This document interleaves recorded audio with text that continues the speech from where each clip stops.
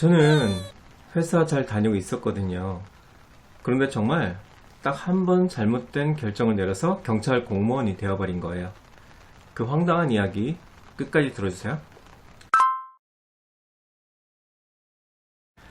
오늘도 소중한 시간에 제 동영상을 봐주셔서 감사드립니다. 소방공무원으로 퇴직하신 아버지께서는 제가 공무원이 되기를 원하셨어요. 하지만 저는 공무원이 되기 싫었죠.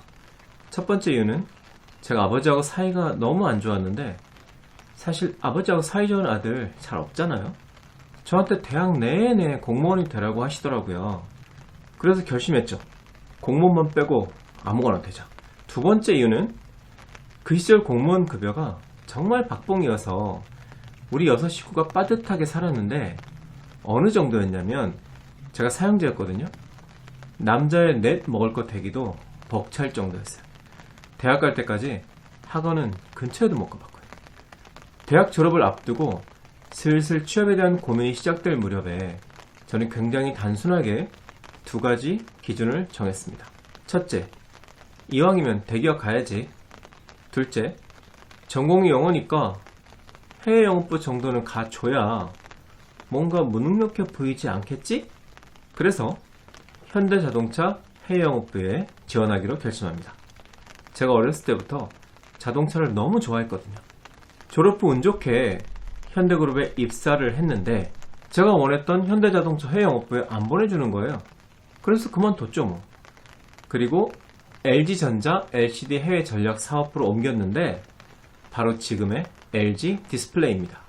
다른 입사 동기들은 국내 영업부에서 세탁기, 청소기, 무선 청소기 같은 거 팔아야 한다고 입이 대빨 나와 있었는데, 저는 그토록 원하던 해외 영업부에서 근무를 시작이 됐으니 비록 원하던 회사는 아니었지만 해피했어요.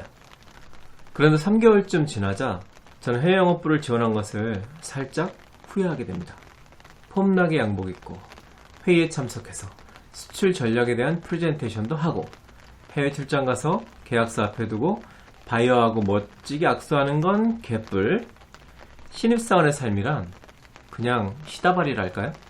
뭐 아는 게 없으니 심부름이나 하고, 회의 시작 전에 테이블에 회의자를 갖다 놓고 의자 세팅하고, 게다가 해외 영업부서의 특성상 외국에 있는 바이어들의 근무 시간에 맞춰야 하니까 매일 밤 야간 근무에, 주말에도 걔네들 출근 날이면 출근해야 하고, 다음날 출근은 또 남들처럼 똑같이 8시에 해야 되고, 퇴근할 땐 기진맥진해서 부서원들과 쇠주 한잔 하다가 새벽까지 달리는 일이 반복되면서 체력과 멘탈이 서서히 나가기 시작한 거죠.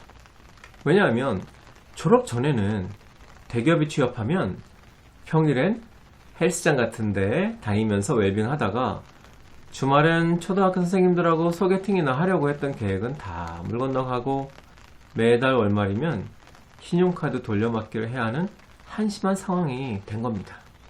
그런 저를 그럴 줄 알았다는 눈빛으로 지켜보시던 아버지가 어느 날 저한테 전화를 하셔서, 야, 서울신문에 경찰 간부 특채 공고가 나서 내가 너 안 한다고 할까봐 대리로 지원서 접수시켜놨으니까 딴 말 하지 말고 언제 몇 시에 가서 시험만 봐.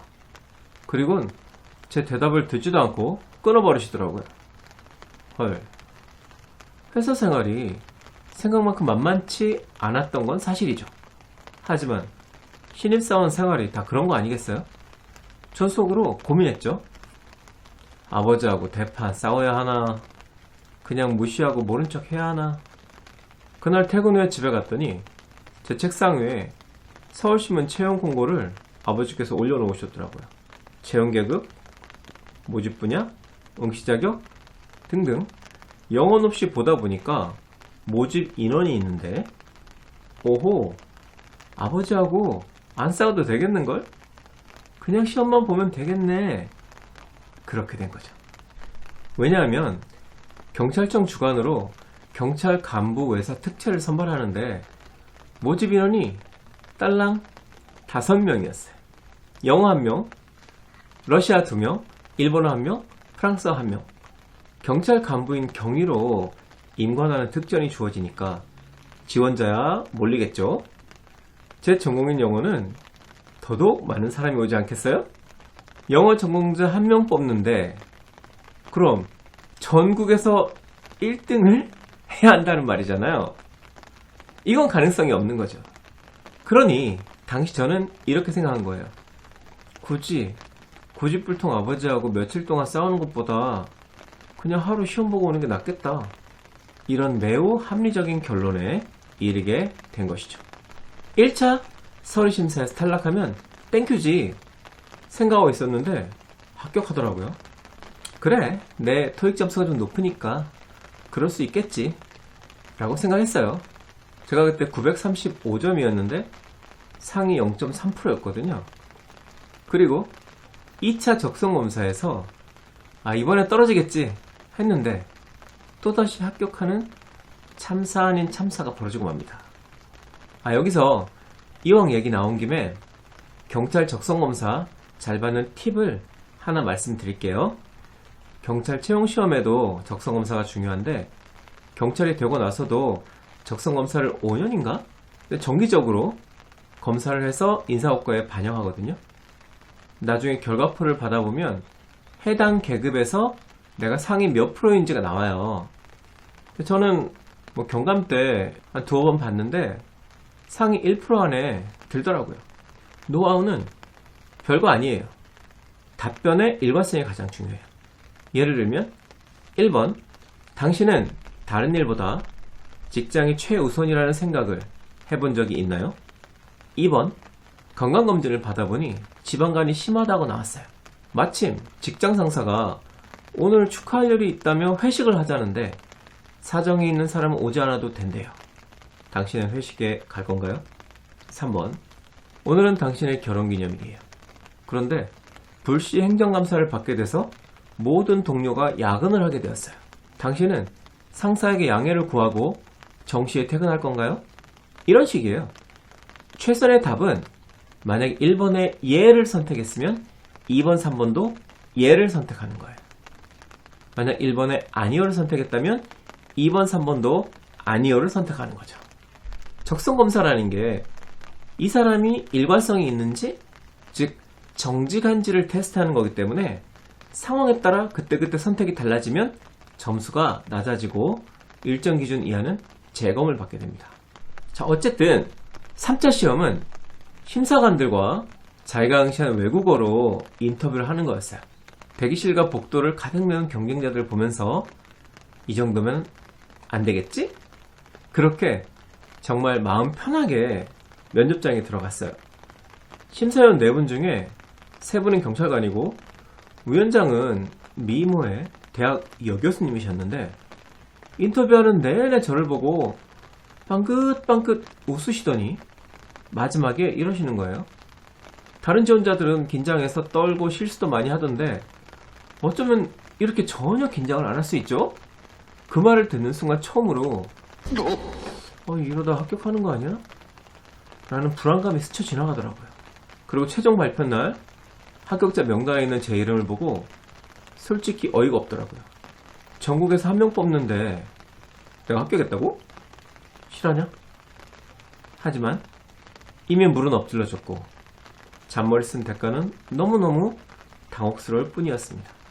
그렇게 저는 그토록 되고 싶지 않았던 공무원, 그것도 아버지의 뒤를 이어 2대째 경찰 공무원의 길을 걷게 되었습니다.